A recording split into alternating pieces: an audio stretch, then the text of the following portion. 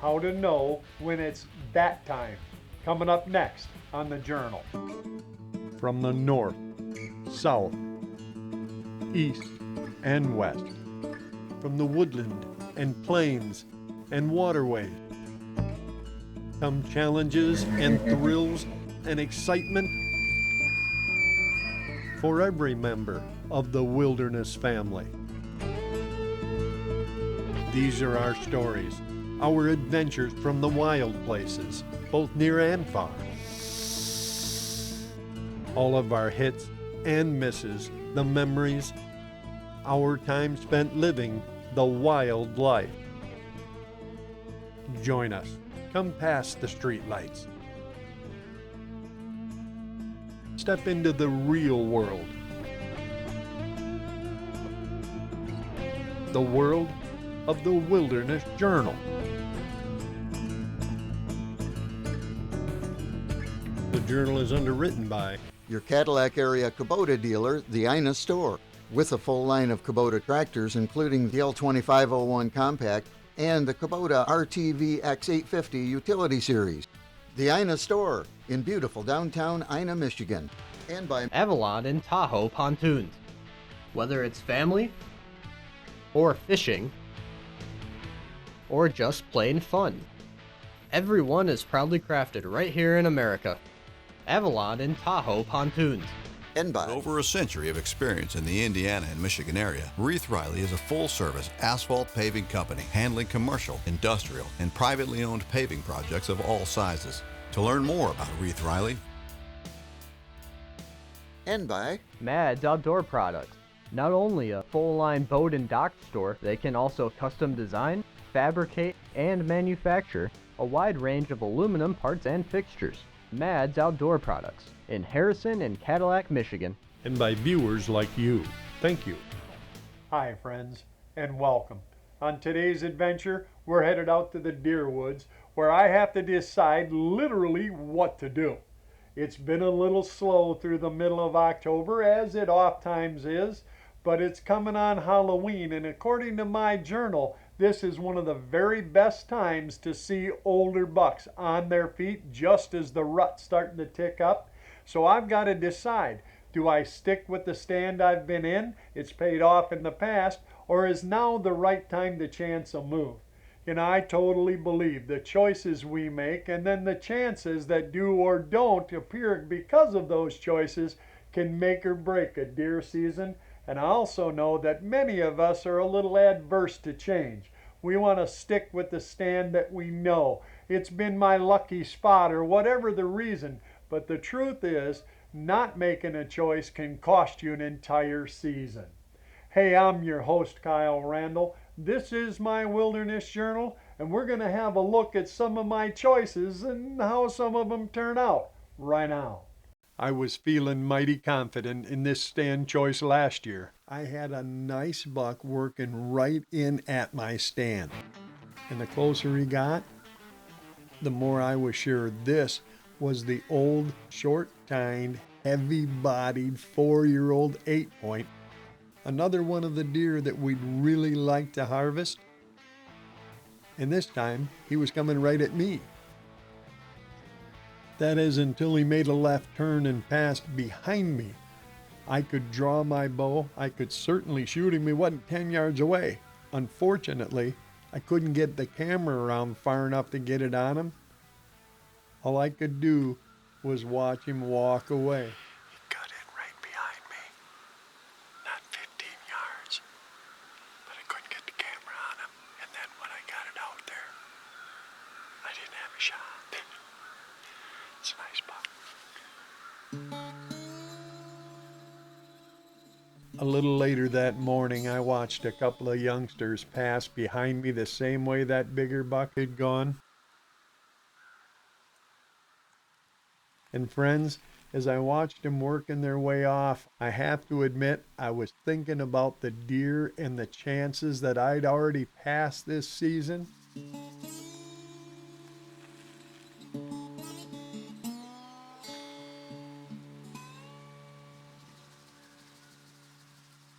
And in the end, as I sat watching the last doe of the morning come in behind me, I was beginning to wonder. And I was staying pretty confident until the deer started cutting in and passing behind me. When I was in that stand last year, I thought I had it nailed down pretty well. But I will be honest with you, seeing that buck cut into the creek bottom behind me and then seeing a doe do the very same thing, well, that had me second guessing my decision more than a little. On the upside, I told myself, you haven't spooked him, at least I didn't think so. So for now, I was going to stick it out and see what he'd come back.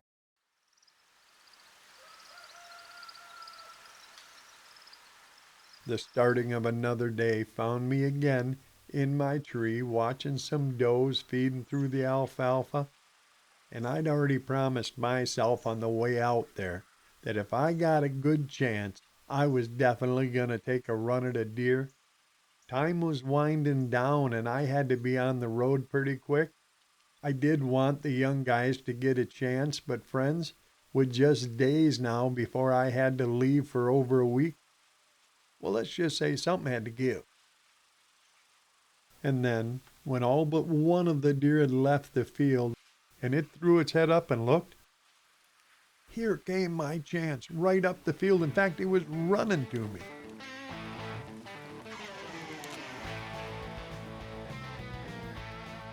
This was the same 8-point that I'd seen go behind me just a couple of days earlier. And now he was already within 80 yards. All I could do was hope that this time he'd pass out front instead of run behind me. He stopped for a second and stared down the field and then started trotting right down to me. Finally, he got right out front. It was definitely him.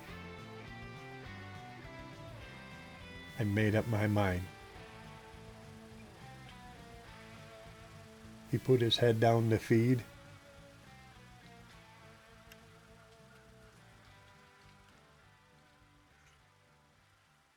I drew my bow, and I heard a faint snort. The deer that was up underneath me, I'd totally forgotten it bolted, and so did the buck. He hopped and ran about 20 yards, stopped and looked back. Stopped and looked back again, and then just walked into the woods and right on out of my life. I finally decided to shoot this buck and not paying attention to one little deer, blew the whole thing up. That's the same buck I passed here a couple nights ago. He's an older deer, got a big sway belly, doesn't have a big rack, but all bucks don't. He was a nice shooter deer, 4 or 5-year-old. And he got right out here at 34 yards, turned sideways, stood there eating in the clover. And there was one little deer still right down here feeding. And I looked at him 2 or 3 times. He wasn't looking, he wasn't nothing. I focused on the camera, getting it on the deer, and then drawing my bow, and this little guy saw me. Took off, and when he took off, that buck ran over there, and he just stood there. It didn't spook him. He stood there for a little bit, then he just walked in. I'll tell you, this year, absolutely crazy. Shots I should have taken, didn't. I had that shot. I had it right there. Just didn't get around this other deer. That's the way it is. Well, that almost worked out. That decision had put me in the right place at the right time. I just sort of messed up the chance a little bit. Still, I'd seen the right deer again. Now, however, I was forced to decide all over. I'd spooked him at least a little, and I didn't again know should I move or should I stick with it. In the end, I decided I was going to give that stand a couple of days rest, stay out of the area, and then go back and give it one more try. And 4 days later, that proved to be a good choice. Move at the wrong time. Anything, and it's over. If I could make it pay. This buck stood for 5 full minutes before he decided to turn and start moving toward the field.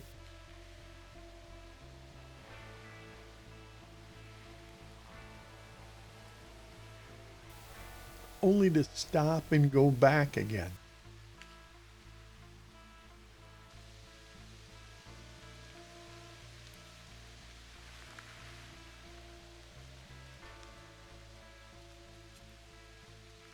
Finally, he came through, crossed the creek, and I thought, just a couple of steps.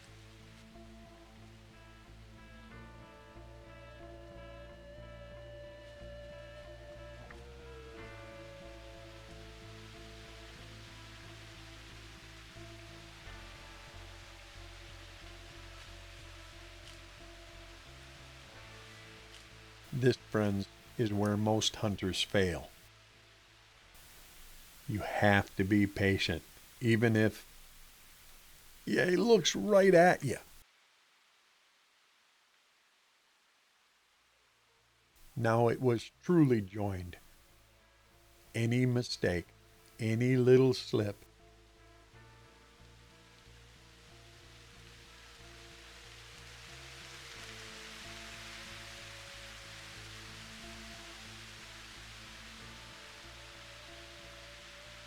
seconds seemed like hours in the mother of all stare downs when you're trying to fool a big old buck like this.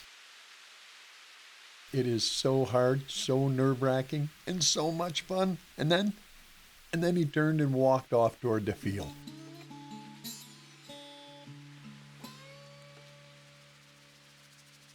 And on top of that, it was getting dark. Now I had to move again without getting caught. He was out in the field, slightly angling into me, a shot I'm not crazy about.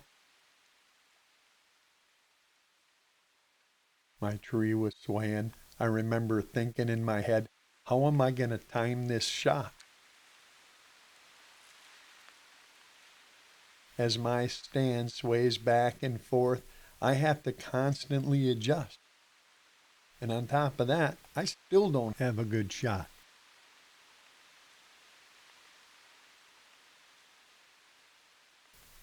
And then, finally, he opens his shoulder. It appears he's going to take 1 or 2 more steps. That's all I need to bring him straight sideways.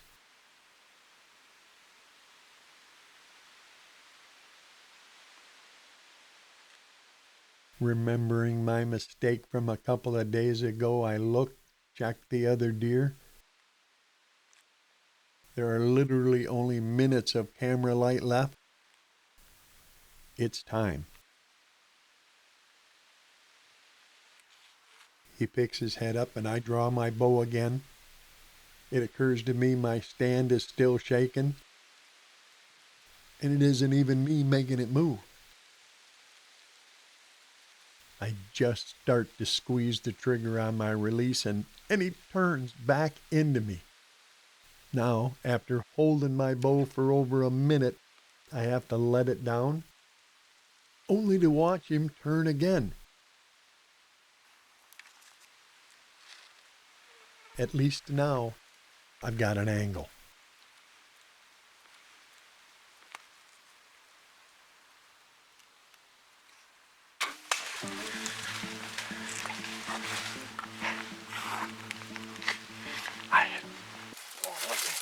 Look at that. Now that, oh, thank you, Jesus. That is some Michigan speed beef, ain't it? Look at that. That's, well, I'd call that a 10 point. Some might not, but you know what? I'm gonna. No, that wasn't the same buck, but I think you'll agree, sticking with that stand location last year paid off quite handsomely. And that was part of the reason I was staying in it this year. Unfortunately, though, I wasn't seeing the kind of deer I was hoping to, and now with the leaves going down and the season progressing, I was faced with that decision one more time. Do I move or do I stay? I moved. Yeah, this time I decided I was going to move farther back, deeper into the cover, not only to hide myself better, but because I was hopeful that I'd see more deer movement earlier in the day. And then, when I did hear something, I was fairly certain, it was a squirrel.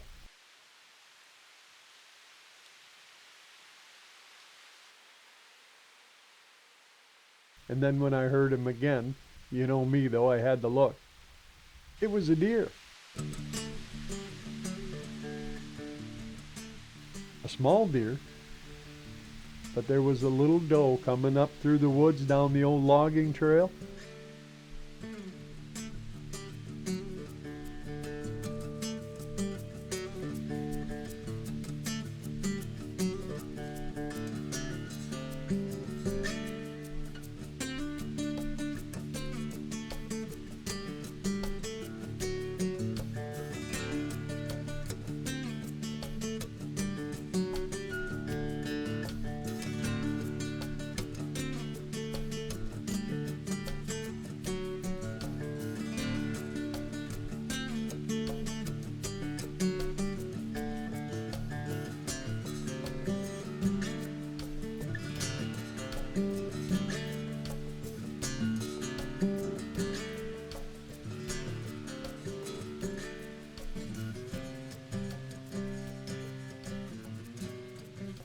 I remember sitting there watching her, thinking, I'm not the only one that knows where the rest of the acorns are out in this woods. And then as I sat there watching her, I heard something at first a long ways off, and then I heard it sounded like it was running at me. I looked, and there was a buck chasing a couple of little does. He was just pushing them around, and he was coming right behind me. I got to my feet as quick as I could. I only had a few seconds. If he kept going the way they'd already gone, I'd miss my chance.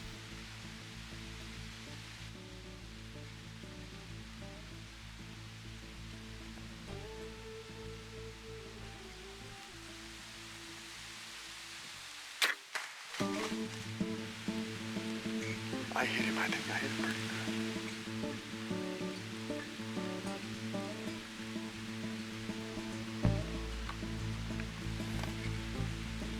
I have to go check. It's starting to rain. Well, that happened pretty quick. I'd only been in that stand for 2 hours the very first time when one of the bucks I'd been hoping to see throughout October showed up right behind me, pushing a couple of does like you saw. I needed to get down. It was gonna rain. I needed to get on his trail before it all got washed away. But if I could recover this buck, I think you'll agree that was a pretty sound choice, or at least a pretty lucky one. I put that stand up Wednesday. It rained for 2 days. It's Friday and it's raining again. But I saw that deer on trail camera. That's the long, thin 8-point. He's a 3-year-old. It's a nice buck, but never going to be a great big buck still. Before it rains any harder, I'll go over here. I'm sure I hit him good, but you know, you're out here videoing yourself. You never know until you know. Oh, there's my arrow. Oh yeah. Yeah. Tore up through here. Saw him turn and run that way. What I'm going to do is go up here and mark the trail and then go try to get some help because it's raining. And I need to recover this thing. Let me see real quick.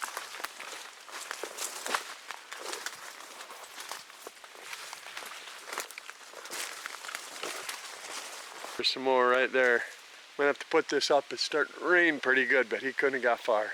I'd made a good hit. The trail obviously showed that. But friends, it did occur to me just about then that I was out here by myself. I was filming myself. There was no one else out here hunting with me, nobody on the property. Even when I did recover this deer, I was still gonna have to somehow drag it out of the woods and then get it into my truck. Yeah, it was time to phone a friend. I think that's him right there, boss. Look at it. Looks like a deer. Looks like a dead deer. It is all done right there. What do you think of that? Hey, that's decent. Yeah, just a nice little 3-year-old 8-point. And it said, Kyle, Probably ought not to pass another one of them. Pretty good hit on it, too, right? Yeah, I think that it certainly worked. Took him down in a hurry. Gonna find my tag here. There it is. Tagged up. What do you think? That's all right with you? I know it's not a big buck like Brett would shoot, but you know, it's. I think it's bigger than anything I've ever seen.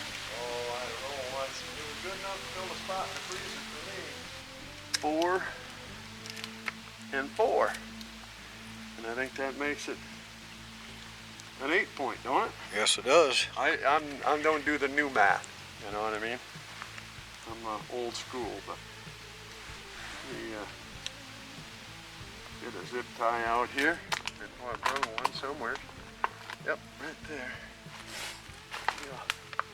Yeah, this ain't the biggest buck in the woods, but it ain't the smallest. It's just dandy.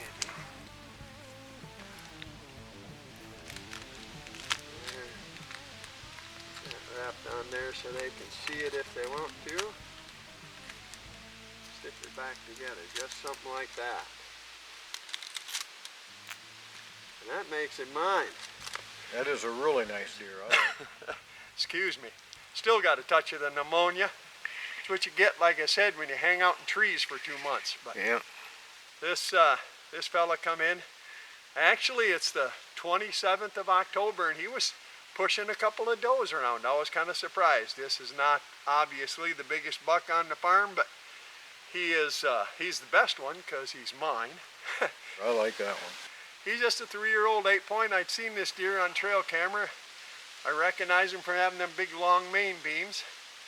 And he won't go in anybody's record book, but he'll fill about a 3x3 spot in the Randall family freezer. So I am pleased and fortunate. I thank the good Lord. He come right in and of course stood right behind me. And all he did was just stand there staring at them 2 does he was pushing around. They stood there, and I thought, well, Kyle, you might want to get, your stuff together. At first I was going to pass him again, and then quite frankly I figured, kind of like our turkey hunt thing, and we passed enough. Your words were ringing in my ears. Take them when you can get them. That's exactly right. We're getting down to it. We better put one in the freezer. So that's what we done. We was fortunate enough to make a good shot.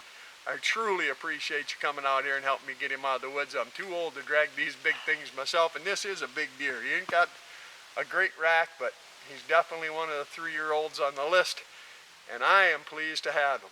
Looks good to me. Yeah, I know this isn't a big enough buck you'd have passed him, but he was big enough for me. Yeah, I've never shot one with a bow, so it looks like success. I think he'll look really good right next to some mashed potatoes and gravy. All right, I'll carry this camera and light if you want to drag him back to the truck. Yeah, I'll take the light. Yeah, thanks, buddy. You bet. Well, obviously it is all about luck.